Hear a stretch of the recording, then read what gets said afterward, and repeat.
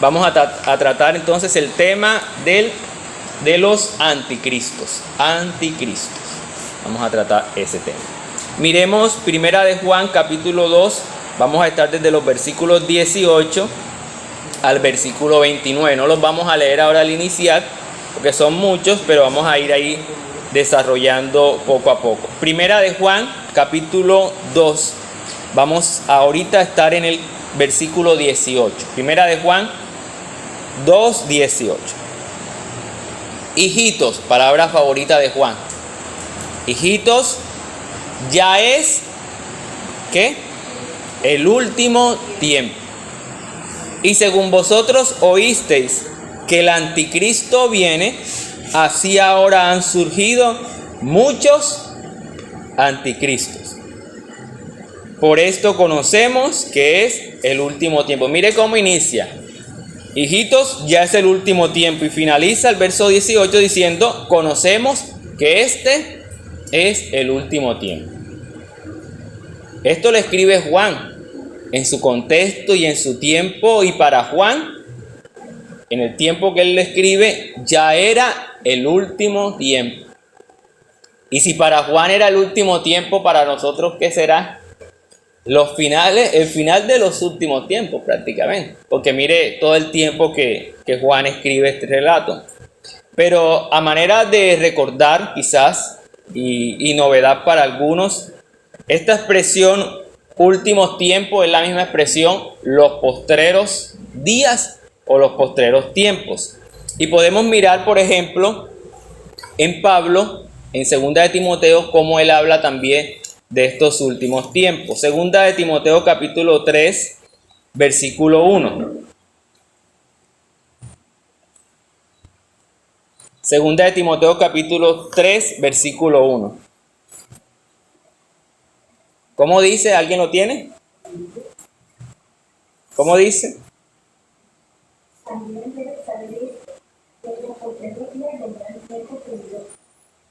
También debes saber esto, que en los postreros días o días finales o últimos días o último tiempo vendrán tiempos peligrosos.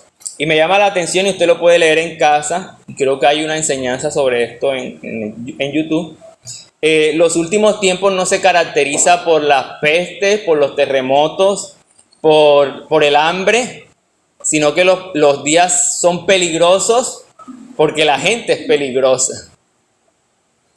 Pablo va a decir, en esos postreros días que vendrán tiempos peligrosos, habrá hombres amadores de sí mismos.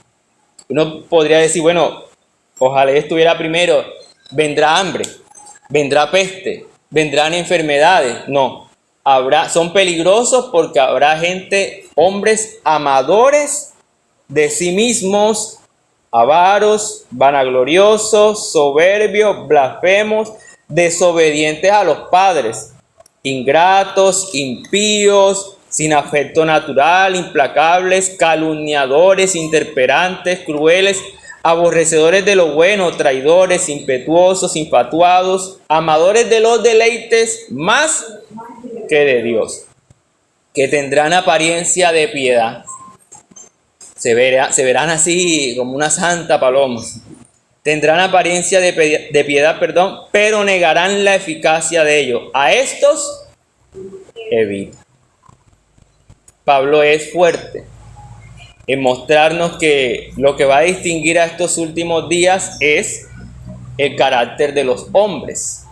Hombres que no van a amar a Dios, hombres que no van a amar al prójimo. Entonces, mire, Juan nos dice que es el último tiempo, que en ese último tiempo se van a manifestar anticristos, pero Pablo ahonda un poco más la idea o la amplía diciéndonos que no solo habrá anticristos, sino que también habrá una serie de personas con diferentes características que, entre otras cosas, serán amadores de los deleites más que Dios, aborrecerán a Dios, aborrecerán a los padres y un montón de cosas. Hebreos capítulo 1 también nos habla de estos últimos tiempos.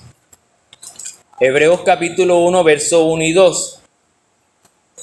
Hebreos capítulo 1, verso 1 y 2.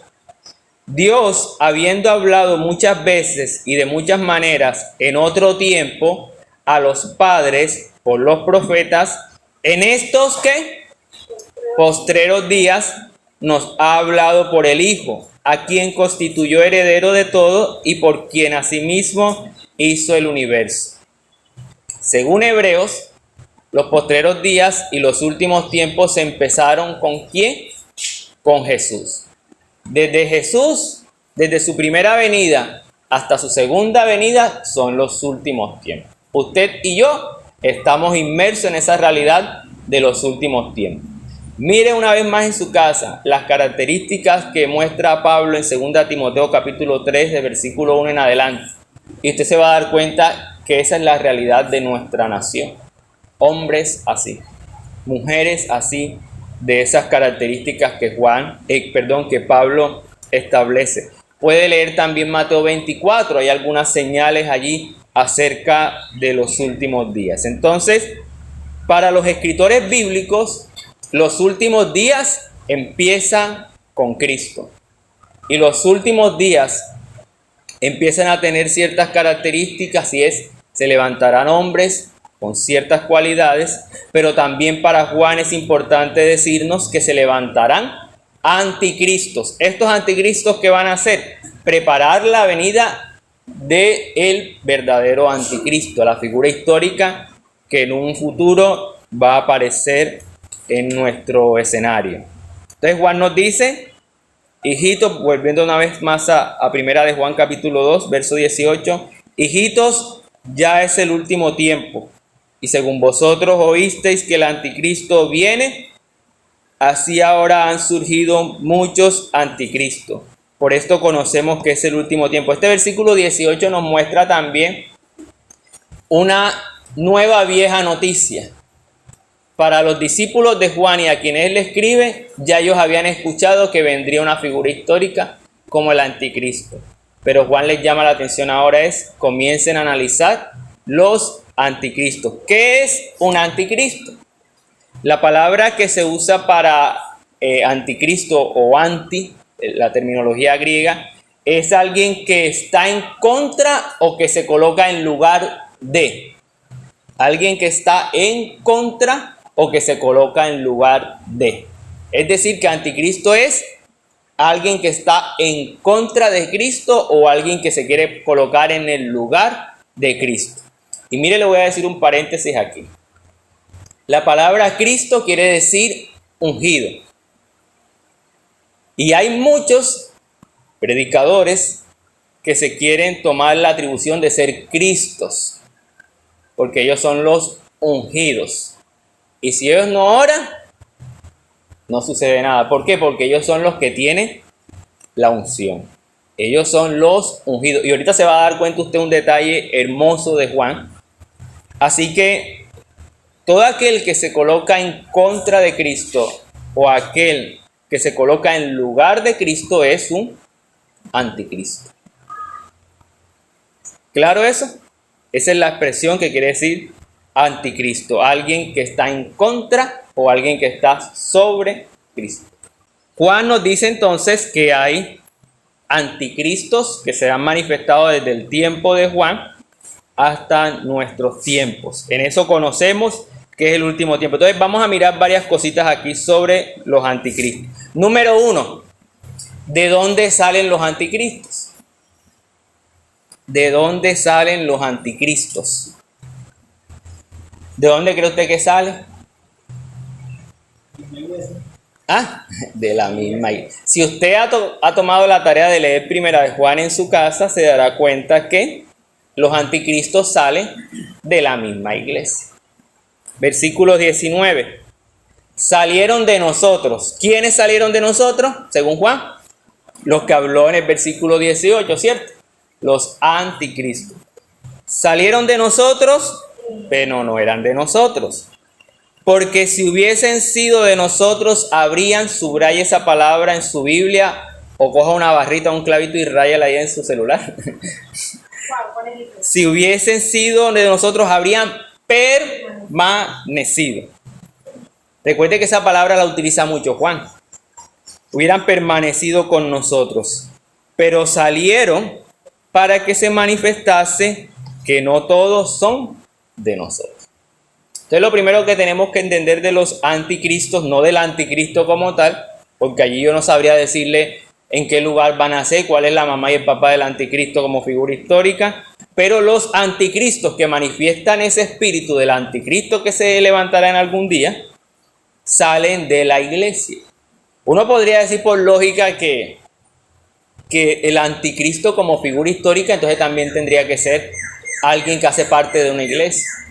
Porque si los anticristos salen de allí, probablemente el anticristo. Pero vuelvo y les repito, no tengo la certeza de eso.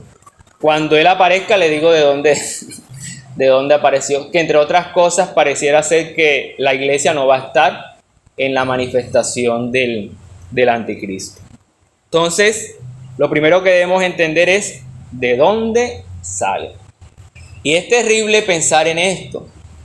Es terrible pensar que, y lo voy a hablar a manera local, que de nosotros como iglesia se levante alguien, y Dios nos guarde, se levante alguien que después le dé la espalda a la iglesia y que se para ahí a la entrada a hablar y decir, no, eso es lo que dice el tipo, eso es pura mentira. O sea, eso sería una cosa fuerte, una realidad fuerte, pero una realidad que no está ajena a lo que Jesús ha dicho o que Jesús dijo. Jesús dijo, por ejemplo, que en el reino había el trigo y la cizaña y los dos convivían juntos. Y los cuidanderos dicen, bueno, esta cizaña está echando a perder el trigo, vamos a cortarlo. Y Jesús dice, el Señor, el dueño del lugar dice, no vamos a cortar la cizaña, vamos a dejarlos que crezcan. Y al final de los tiempos, bueno, se amarrará la cizaña en manojo y el trigo se guardará en el granero y la cizaña se quemará. Pareciera ser que para Jesús no es de tanta importancia que si uno mira a una persona que manifiesta actitudes contrarias a la fe, excomulgarlo como algunos hacen, sino tratar de buscar la restauración de esa persona. Pero si no, hay un juicio final, hay un fin de los tiempos donde se manifestará quiénes son de Dios y quiénes no. Eso lo muestra la palabra de manera muy clara. Pero de manera de pronto más puntual, lo que decía ahorita, los 12 apóstoles, hubo uno que lo engañó, Judas, que prefirió dinero, 30 monedas de plata, por la cabeza de Jesús. Y de muy sinvergüenza viene y le da un beso, con todo descarado, imagínense. Un beso y así. Y le dice Jesús, no, lo que tengas que hacer, hazlo. O sea, ya yo sé para dónde vas tú. Ya yo sé que en ti ha entrado Satanás para engañarnos, para salir de nosotros. Entonces, si el mismo Jesús tuvo un Judas, tuvo un traidor, Juan no nos está diciendo nada descabellado. Dentro de la iglesia saldrán los anticristos. Y yo podría decirle en esta mañana de personas que caminaban en la fe, pero hoy en día han salido de la iglesia, han salido de la comunidad y han empezado a hablar barbaridades en contra del evangelio y mostrando, como dice Pablo, un evangelio diferente. Porque mire lo que le voy a decir, no hay ningún problema en que si usted en un mañana dice, Pastor William, la verdadita, yo me quiero congregar en otro lado. No hay ningún problema. La bendición la tiene, se va a otro lugar, si así usted lo desea, si así Dios le ha colocado en su corazón. El problema es salir y convertirse en un anticristo, alguien que está en contra de Cristo. Pero si usted va a otro lugar a congregarse, magnífico, maravilloso, crezca en ese lugar, sirva en ese lugar, pero no se desvíe. Y bueno, yo confío que ninguno se irá. Pero si en alguno de pronto está ese pensamiento, la bendición de Dios será sobre usted. No como apóstol voy a decir, entre comillas, no, es que si te sales de aquí estás en maldición. Porque esta es tu casa, que esto y que... No, imagínese. Con más razón vayas, si yo le digo eso. Ahí sí tiene toda la licencia para ir. Entonces, los anticristos nacerán o saldrán o salieron en el tiempo de Juan del mismo seno de la iglesia. Del mismo seno de la iglesia. No aguantarán el evangelio, no aguantarán la verdad de la palabra, a tal grado que mejor les será huir, salir y promover todas sus doctrinas y todas sus falsedades. Entonces, lo primero que debemos entender es de dónde salen los anticristos. ¿De dónde salen? De la iglesia. Mire lo que dice Hechos capítulo 20, versículo 29 al 30. Hechos capítulo 20, versículo 29 al 30. Estas son palabras del apóstol Pablo en una de sus despedidas. Después de haberle dicho que él les ha predicado todo el consejo de Dios, les hace una observación. Hechos capítulo 20, versículo 29 al 30. Mire lo que dice. Versículo 29. Porque yo sé que después de mi partida, Pablo era un hombre entendido en las cosas, entrarán en medio de vosotros lobos rapaces que no perdonarán al rebaño. Entonces lo primero que Pablo nos dice es, apenas yo me vaya, se les va a meter gente aquí. Y esa gente son lobos. Pero mire el versículo 30. Y de vosotros mismos se levantarán hombres que hablen cosas perversas para arrastrar tras sí a los discípulos. Por tanto, velad, acordándoos que por 3 años de noche y de día no he cesado de amonestaros con lágrimas a cada uno. Y ahora, hermanos, os encomiendo a Dios y a la palabra de su gracia, que tiene poder para sobreedificaros y daros herencia con todos los santificados. No solo le pasó a Jesús, sino que Pablo también en su despedida dice, se les va a meter gente aquí al rancho que son lobos.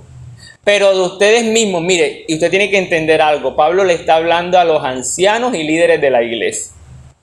Y le está diciendo, de ustedes mismos se levantarán gente que hablará cosas perversas. Eso no es fácil.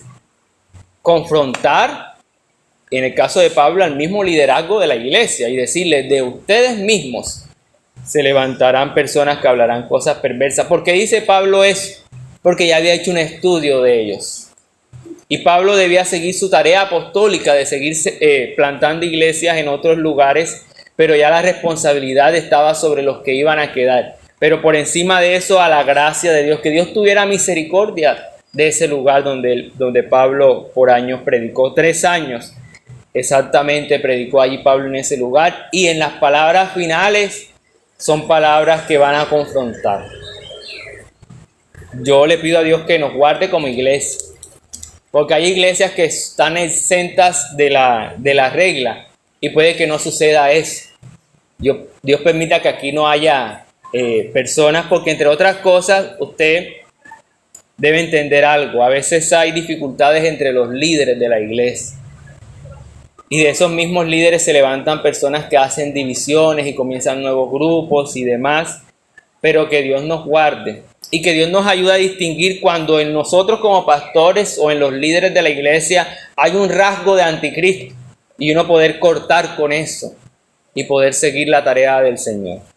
Pero no estamos exentos de esto. Un pastor de México dijo una vez, si a Jesús de 12 se le levantó, se le torció uno, saque las cuentas, decía él en su iglesia. Si de 12 se tuerce uno, de 24 se tuercen 2, y ya lo puso a uno como que a pensar de esa manera tan descabellada. Pero Dios nos guarde como iglesia y que tal cosa no suceda. Entonces, primero, los anticristos van a salir de la misma iglesia. Líderes, hombres y mujeres que se cansaron, se aburrieron de la doctrina, de la enseñanza y decidieron seguir su propio evangelio. Seguimos entonces aquí en Primera de Juan. Otra cosa que debemos mirar sobre los anticristos es qué enseñan los anticristos. Porque bueno, pastor, salen de la iglesia, pero ¿cuál es su predicación? ¿Cuál es su mensaje? ¿Qué enseñan los anticristos? Versículo 22 y versículo 23. ¿Quién es el mentiroso? Sino el que niega que Jesús es el Cristo. Este es anticristo. ¿Quién es anticristo? El que niega que Jesús es el Cristo. Es decir, que el mensaje de los anticristos es que Cristo no es Cristo, que Jesús no es Jesús, ¿cierto? Sigue diciendo Juan, el que niega al Padre y al Hijo. Todo aquel que niega al Hijo tampoco tiene, todo aquel que niega al Hijo tampoco tiene al Padre. El que confiesa al Hijo tiene también al Padre. ¿Cuál es la enseñanza de los anticristos? Que Jesús no es Cristo, que Jesús no es el Salvador, que Jesús no es el Señor, pero además de eso van a negar al Padre. Y hay doctrinas, hay iglesias que niegan que Jesús es el Salvador, el ungido, niegan que Jesús es Dios. Esas iglesias, esos grupos están enseñando doctrinas de anticristos. Y usted puede hacer un análisis de cada una de ellas. Entonces, ¿qué enseñan los anticristos? Que Jesús no es el Cristo y lo niegan, y niegan también al Hijo. Pero en el capítulo 4 también hay una característica sobre los anticristos. Primera de Juan capítulo 4 versículo 3. Primera de Juan capítulo 4 versículo 3. Otra enseñanza de los anticristos. Dice, y todo espíritu que no confiesa que Jesucristo ha venido como en carne, no es de Dios. Y este es el espíritu del anticristo, o la actitud del anticristo. Entonces, ¿cuál es la otra enseñanza que tienen los anticristos? De que Jesús no se hizo carne. Por eso Juan va a hablar de la encarnación de Jesús. Juan capítulo 1. En el principio era el Verbo y el Verbo era con Dios. Si el Verbo habitó entre nosotros, se hizo carne, vimos su gloria como la del unigénito Hijo de Dios. El que niega que Jesús vino físicamente está negando la encarnación de Jesús. Está negando la profecía que se dijo de Jesús en Isaías, que dice que él se llamaría Emanuel, Dios con nosotros. Y Dios vino a habitar a esta tierra en una forma de carne, a mostrarnos que con su humanidad se podía adorar a Dios sujetados y sometidos a la influencia y poder del Espíritu Santo. Entonces, tres cositas, ¿cierto? Los anticristos van a decir que Jesús no es el Cristo, van a negar al Padre y al Hijo, y además de eso van a decir que Jesús no vino en carne. Porque entre otras cosas, parte de la doctrina de los anticristos era algo que yo le dije al inicio en las primeras enseñanzas, era el gnosticismo. El gnosticismo valoraba más la vida espiritual que la vida física. De hecho, ellos pensaban, los gnósticos, que el cuerpo de Jesús era como una ilusión, como una imagen en 3D, algo así, una cosa así. Eso era el cuerpo, entre comillas, de Jesús. Pero ahí vemos a Jesús llorando por Lázaro, ¿cierto?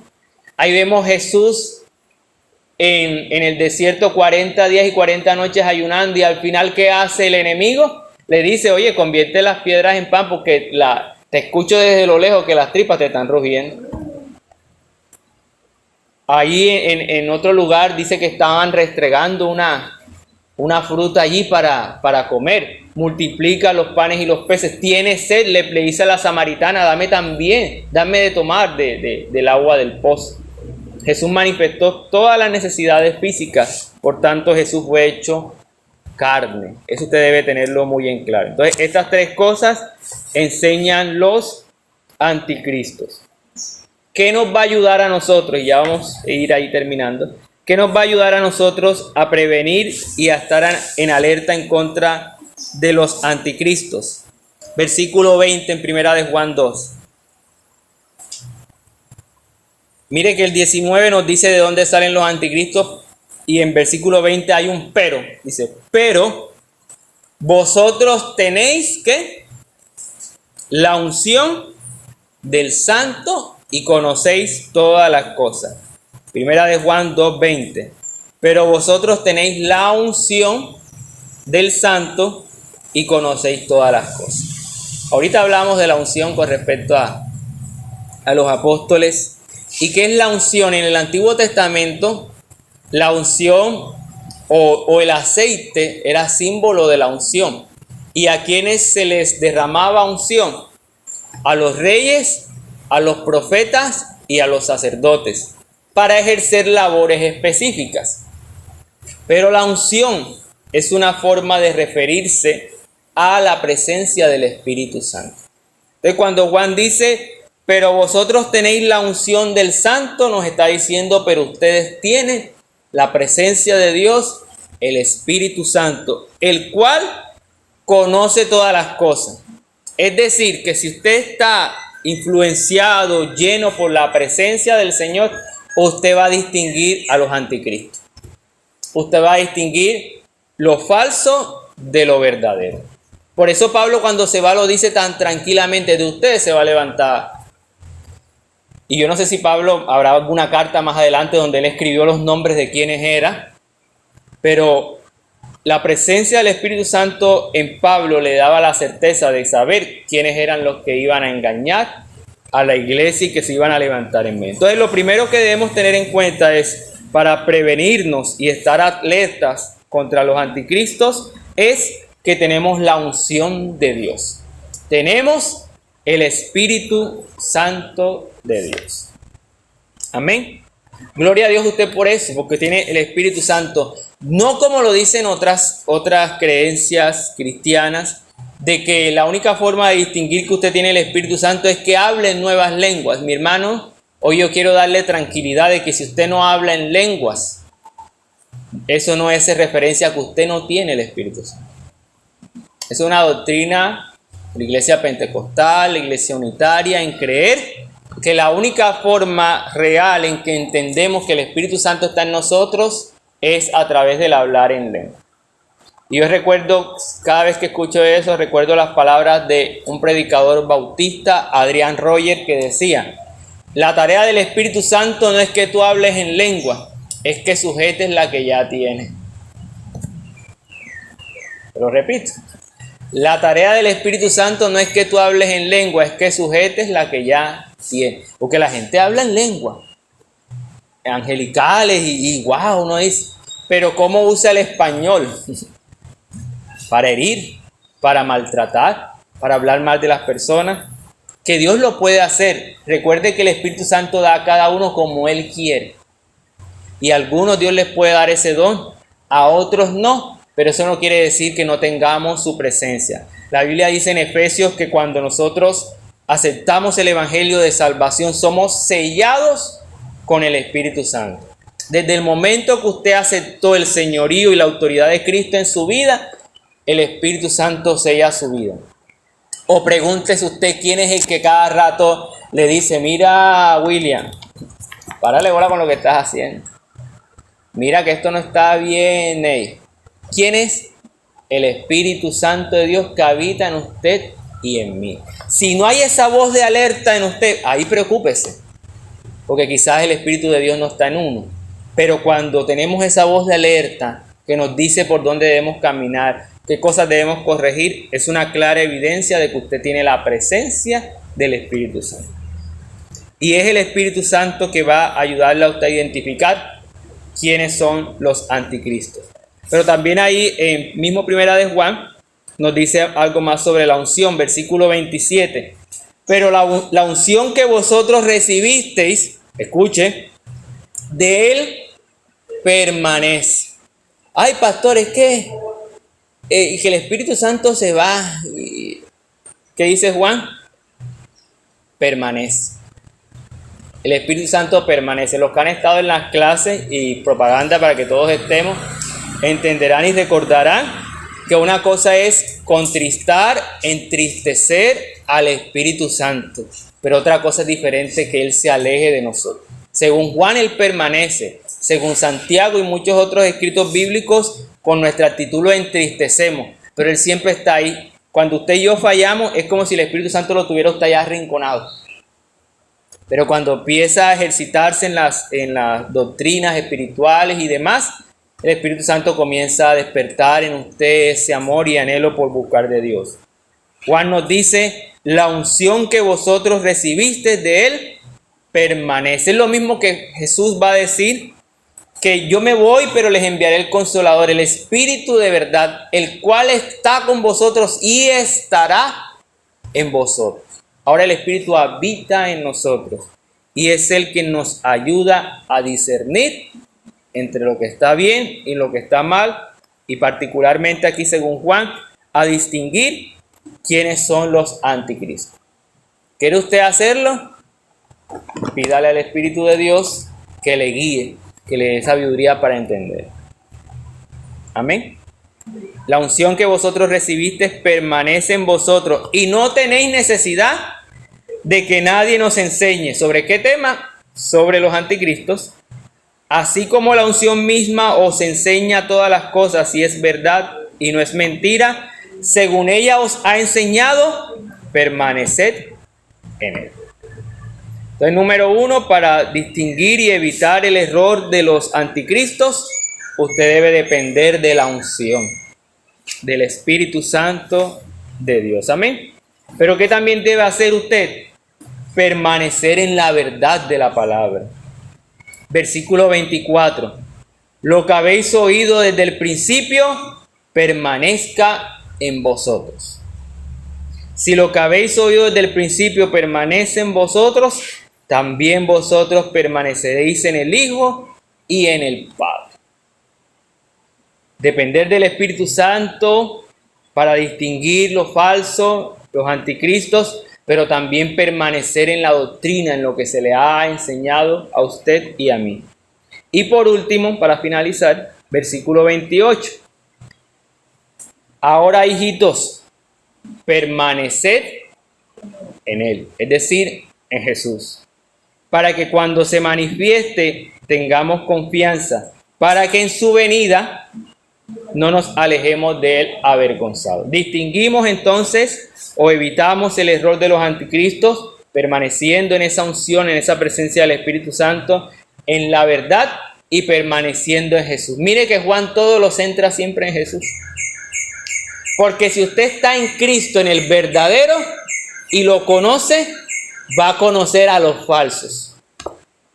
Se dice, yo no soy experto en eso, pero escuché en una ocasión que las personas que atienden en los bancos, dice que se les enseña tanto a reconocer el verdadero para que automáticamente cuando le meten un falso, ellos lo distinguen. Entonces les enseñan a verificar por todos los lados el billete auténtico, cosa de que usted ve de pronto en los bancos, esa gente así contando y que, uy, caramba, esta gente tiene una habilidad impresionante, y cuando de repente saca. Y no tienen ni que mirar, sino que ya están adiestrados a conocer la verdad, lo genuino, que distinguen automáticamente lo falso. Si usted conoce a Cristo, si vive en intimidad con Él, si le conoce por su palabra, nadie lo va a engañar.